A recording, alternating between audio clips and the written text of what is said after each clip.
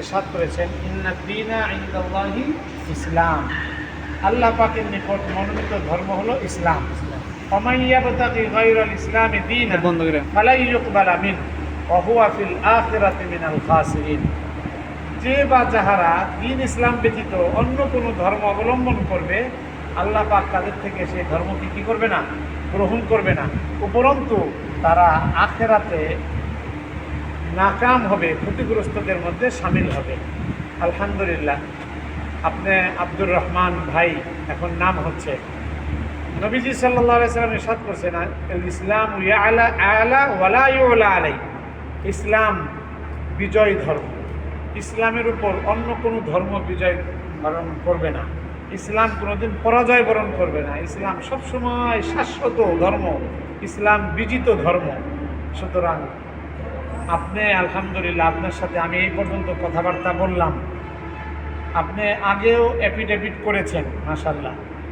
এখন আপনি সজ্ঞানে বুঝে শুনে একেবারে স্বেচ্ছায় কারো দ্বারা প্রভাবান্বিত না হয়ে ব্যক্তিগতভাবে ইসলামকে জানছেন, অধ্যয়ন করছেন, উলামা একরামের বয়ান শুনছেন, বিভিন্ন বইপত্র পড়ে ইসলাম ধর্মই যে একমাত্র সফলতার ধর্ম এটা বুঝে আপনি ইসলাম ধর্ম গ্রহণের জন্য সিদ্ধান্ত গ্রহণ করছেন নাকি?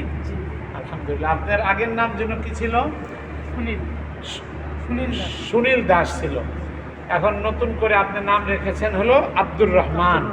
মাশাআল্লাহ। তাহলে আমরা আজকে আব্দুর রহমান ভাই সত্যিকার অর্থে আপনার মাধ্যমে যেন হাজারো লাখো দেশের মানুষ জানে যে না, সত্যিকার অর্থেই ইসলাম কোরআনের মধ্যে এবং নবীজি যে বলছেন এটা মানুষ বাস্তবেও বুঝতে সক্ষম হবে।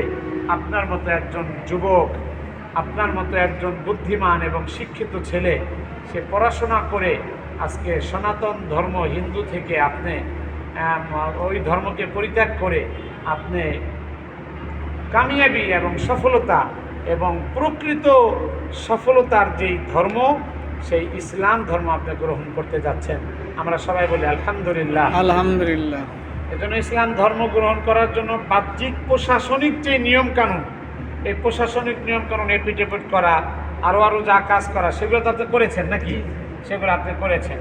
পরিবার বা আত্মীয় স্বজনের পক্ষ থেকে আপনি আমার কাছে বলেছেন যে আমি বুঝে শুনে করেছি, কারো দ্বারা প্রভাবান্বিত হয়ে না। সুতরাং পরিবারকে আপনি আস্তে আস্তে বুঝে তাদেরকে আপনি এই ধর্মে আনার জন্য চেষ্টা করবেন ইনশাআল্লাহ। তারা আসলে আলহামদুলিল্লাহ, না আসলে আপনার কিছু করার নেই। বাকি আপনাকে উপর যদি কোনো ধরনের যে কোনো ধরনের পিতা মাতা আত্মীয় স্বজন পক্ষ থেকে যাই আসুন, আপনি ইসলামের হককে তাদের কাছে পেশ করবেন নবীজির আখলাক এবং সাহাবা ইকরামের আখলাক অনুযায়ী। সুতরাং আমরা এখন ইসলামের সেই শাশ্বত কালেমা, ইসলামের যে মূল কালেমা, কালেমায়ে তাইয়্যিবা, এটা আপনি আমার সাথে পড়বেন। পড়ার মাধ্যমে আপনি একেবারে ইসলামিক দিক দিয়েও আপনি আলহামদুলিল্লাহ ইসলামের সুশীতল ছায়াতলে দীক্ষিত হবেন। বলেন লা ইলাহা ইল্লাল্লাহু মুহাম্মাদুর রাসূলুল্লাহ সাল্লাল্লাহু আলাইহি ওয়াসাল্লাম। আশহাদু আল্লা ইলাহা ইল্লাল্লাহু ওয়াহদাহু লা শারীকা লাহু ওয়া আশহাদু আন্না মুহাম্মাদান আবদুহু ওয়া রাসূলুহু। আমার সাথে বলেন যে আমি সাক্ষ্য দিতেছি যে, আমি জবানেও বলছি, বলেন অন্তর থেকেও বলছি, আমি সাক্ষ্য দিতেছি যে আল্লাহ তাআলা ছাড়া আর কোনো মাবুদ নাই, ইবাদতের উপযুক্ত আর কেউ নাই, তিনি একক, তার কোনো শরীক নাই।